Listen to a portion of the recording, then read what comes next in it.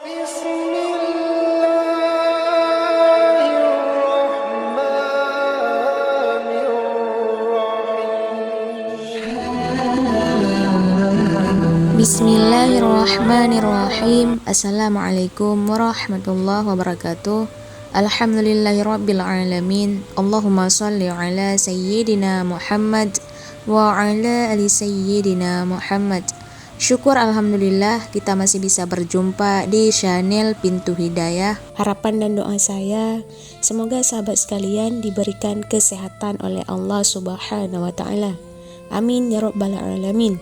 Pada kali ini kita akan membagikan tentang 5 orang yang Allah janjikan rezekinya berlimpah. Cek sekarang apakah Anda termasuk? Simak video ini sampai habis. Wahai sahabat yang beriman, mungkin kita semua sering mendengar ungkapan bahwa rezeki di tangan Allah. Maksudnya adalah Allah telah mengatur rezeki semua makhluk ciptaannya yang meliputi manusia dan hewan. Namun, tidak dapat dipungkiri bahwa kita masih kerap khawatir memikirkan tentang rezeki ini. Walau kita terus bekerja keras untuk meraih rezeki, tapi kalanya kita merasakan hidup semakin hari semakin sulit. Kebutuhan pun semakin meningkat. Namun penghasilan justru malah semakin sedikit, ditambah beban hutang yang menghimpit dan rezeki terasa sempit.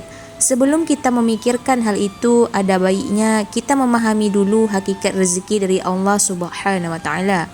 Dengan begitu, kita akan lebih kuat dan tangguh dalam menjalani hidup ini yang tak akan lepas dari berbagai cobaan, termasuk cobaan kesulitan dalam hal rezeki. Sebenarnya disempitkan rezeki atau diluaskan rezeki itu sama-sama cobaan dari Allah Subhanahu wa taala. Namun ada beberapa orang yang Allah jamin rezekinya berlimpah. Lantas siapa saja orang yang Allah jamin rezekinya berlimpah? Berikut ini ada 5 orang yang telah dijanjikan rezekinya berlimpah oleh Allah Subhanahu wa taala. Yang pertama, orang yang bersyukur. Janganlah kita menyangka bahwa bersyukur itu hanya sekedar pujian dan berterima kasih kepada Allah Subhanahu wa taala. Ketahuilah bahwa bersyukur itu pun mendapat pahala, bahkan bisa membuka pintu rezeki.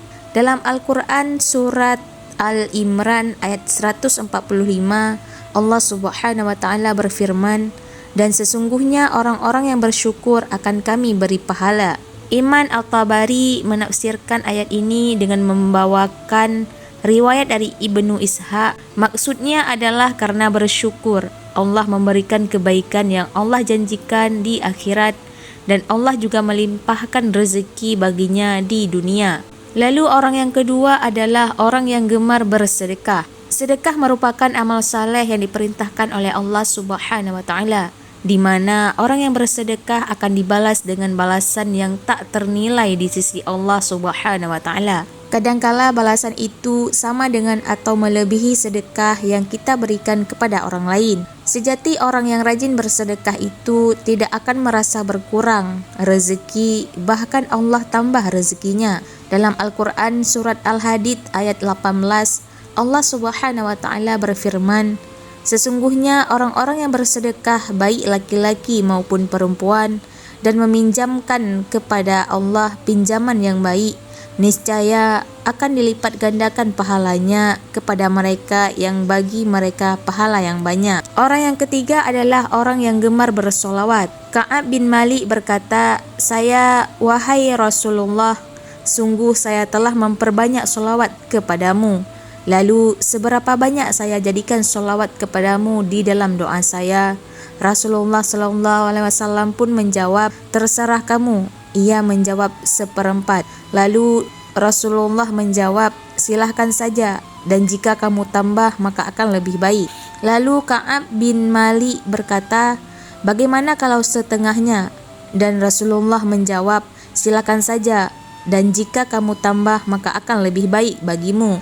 Lalu Ka'ab bin Malik pun berkata, bagaimana kalau 2/3? Lalu Rasulullah menjawab, silahkan saja, dan jika kamu tambah akan lebih baik. Lalu Ka'ab bin Malik pun berkata lagi, akan saya tunjukkan solawatku kepadamu pada sewaktu. Lalu Rasulullah menjawab, Kalau begitu, maka akan kucukupkan semua keinginanmu dan dosamu akan diampuni. Begitulah fadilah orang yang bersolawat. Lalu yang keempat adalah orang yang gemar beristighfar. Dari Ali bin Abi Thalib berpesan, jika rezeki dari Allah terlambat, maka beristighfarlah kepada Allah dan mohonlah semoga Allah Subhanahu wa taala melapangkan rezeki bagi Anda.